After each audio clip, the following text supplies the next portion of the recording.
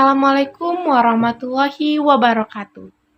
Kami dari kelompok 2A, Fakultas Kedokteran dan Ilmu Kesehatan Universitas Jambi, Prodi Keperawatan, semester 2. Di sini kami akan menampilkan sebuah video atau mini drama yang berjudul Hikmah Penyakit dalam Islam. Pada suatu kampung, ada seorang gadis desa yang cantik dan periang. Ia bernama Cika. Cika dikenal juga sebagai kembang desa karena parasnya yang cantik. Namun, Cika adalah seorang yatim. Ia tinggal bersama ibu dan kakaknya, yaitu Bella. Pada suatu hari, ada suatu musibah besar yang menimpa ia dan keluarganya. Rumahnya terbakar habis. Enaknya masak apa ya? Ibu belum belanja nih. Kenapa ibu belum belanja? Iya, belum sempat tadi. Nanti ibu belanja kami masak ya. Oke, ibu. Bu, lihat ibu. Astagfirullah, maafin cepat aja. Tadi kamu kita lepas sekali. Cika, cepat pulang. Kenapa sih, bro? Astagfirullah. Jangan bilang apa ya. Aku kasih banting untuk aku ya, Kak. Iya, udah, ibu. Membawa ibu langsung keluar. Sedangkan Cika, ia masih di dalam rumah tersebut untuk mengambil dokumen penting. Namun, ketika dia hendak keluar, di dekat pintu ia terjatuh di lantai yang mana di lantai tersebut ada kobaran api dan lantainya sudah panas, sehingga membuat wajah Cika melepuh. Dan melihat hal itu, ibu langsung terkejut sehingga pingsan. Dan kakak yaitu Bella langsung membawa Cika ke rumah sakit.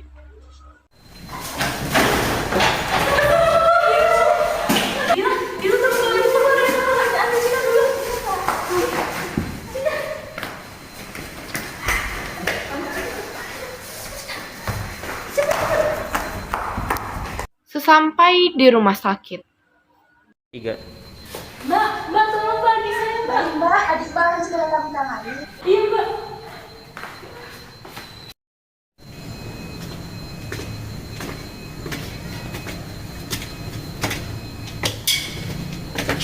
Kak. Ibu, gimana keadaan tadi kamu? Cika lagi ditangani sama dokter tak tahu di dalam, Bu. Tapi dia baik-baik aja kan? Alhamdulillah. begini Bu, karena ibu luka bakarnya cukup parah, ada di wajah dan ada di tangan Bu. Jadi harus dirawat beberapa hari ke depan Bu. Bu yang tenang dan sabar ya Bu. Kami dari tim medis akan berusaha sekuat tenaga kami Bu. Baik dok, makasih banyak ya dok. Ibu kakak yang sabar ya, cobaannya ya Allah. Iya, terima kasih ya, udah banyak banget. Tak lama kemudian, Cika sadar dengan perban yang banyak di wajah dan di tangannya. Cika, udah bangun nak? Ibu, aku di mana, Bu? Kamu di rumah sakit nak. Ini mukaku kenapa, Bu? Kamu terjatuh ke rumah kita kebakaran. Aku nggak mau, Bu. Gak aku, Ibu. Enggak apa-apa loh nak. Emang? Nggak mau aku, Ibu. Ini Ibu nggak mau. Nah, istighfar nak. Ya Allah nak, nggak boleh nak. Nggak Ini yang penting Allah sayang sama kamu nak. Allah memberi cobaan ini untuk menghapus dosa-dosa dan kesalahan kamu nak. Ya Allah, nggak boleh gitu nak.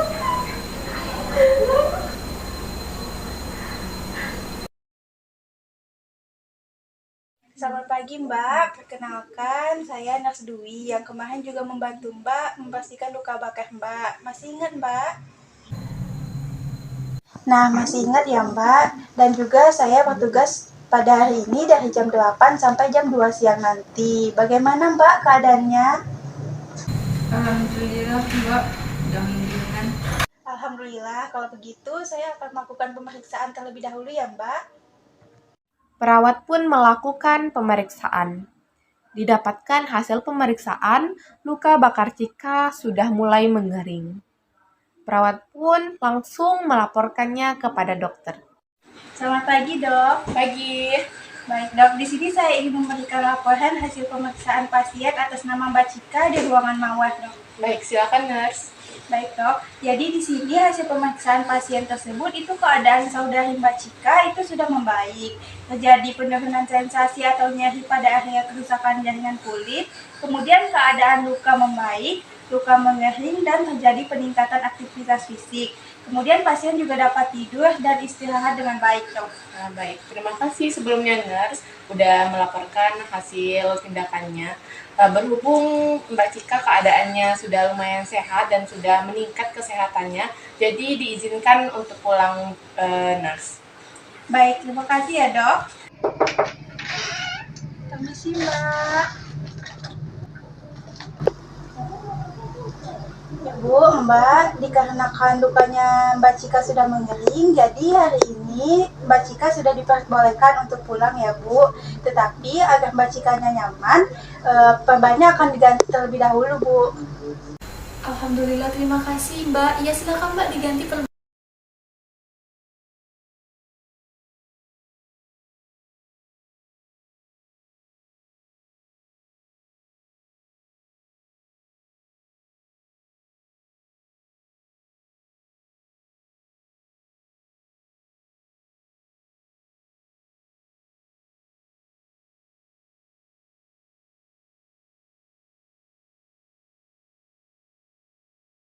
Nah, gimana Mbak Cika? Udah nyaman? Udah mbak. Sama-sama mbak, bu, nanti sesampainya di rumah, perbannya jangan lupa diganti ya 1 kali sehari, agar lukanya cepat membaik. Terima kasih ya mbak dan tolong anak saya. Kalau begitu, saya izin keluar dulu ya mbak, bu, hati-hati di jalan.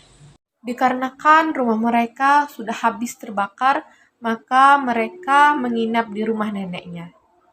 Sesampai di rumah tersebut, Dila sudah siap untuk menanti kedatangan mereka. Namun, ketika Dila hendak berbicara dengan Cika, Cika tidak mau berbicara dengan Dila. Ia malu dan merasa jika berbicara kepada banyak orang atau kepada orang lain, orang tersebut akan mengejeknya karena penyakitnya ataupun luka bakar yang dialaminya itu. Assalamualaikum Ibu. Oh iya, Dila bentar. Ada apa kak? Begini Bu, dia boleh nggak izin masuk ke kamar Cika buat nenangin dia? Oh boleh, tolong bantu ibu ya supaya Cika lebih ceria lagi dan bisa sabar ya nak ya. Insya Allah Bu akan Dila coba. Iya silakan aja masuk kamarnya ya. Baik, Ibu Bu. mau antar mama lagi.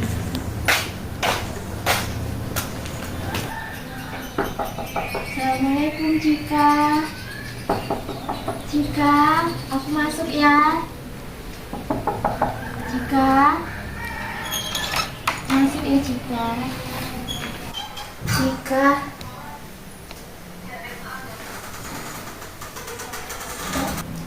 Cika, kamu gak boleh nangis. Kamu pasti bisa ngelewatin ini semua.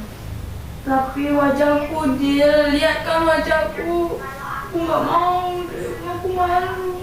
Iya, aku paham kok. Kamu tenang aja. Pasti Allah juga bakal menyembuhkan penyakit kamu. Iya, Dil, makasih ya, Dil. Kamu memang sahabat terbaik aku. Cika, coba sini hadap aku dulu. Ini. Jadi gini Cika, aku ada ide buat solusi biar kamu lebih tenang lagi. Gimana kalau misalkan besok itu kita pergi ke pengajian? Temanya bagus loh, tentang hikmah penyakit dalam Islam. Gimana, kamu mau ikut nggak? Iya, Dil. Aku ikut. Oke, besok aku jemput ya sekitar jam 2:30. Iya, Dil. Ya, kamu baik-baik ya di sini. Iya, Dil. Makasih ya, Dil. Iya. Aku pamit pulang ya. Iya, Dil, hati-hati ya. Iya, dadah Cika. Ya.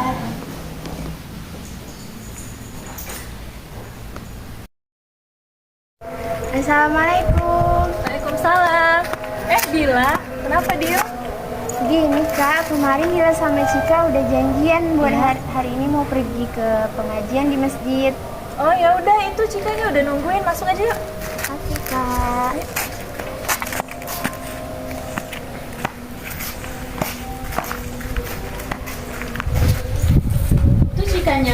Ya udah kalian lanjut ya, kamu ke dalam dulu. Iya kak, makasih kak. Cika. Iya, silakan. Ayo pergi. Kamu udah siap kan? Udah kok. Ya udah yuk pergi. Ayo. Ayo.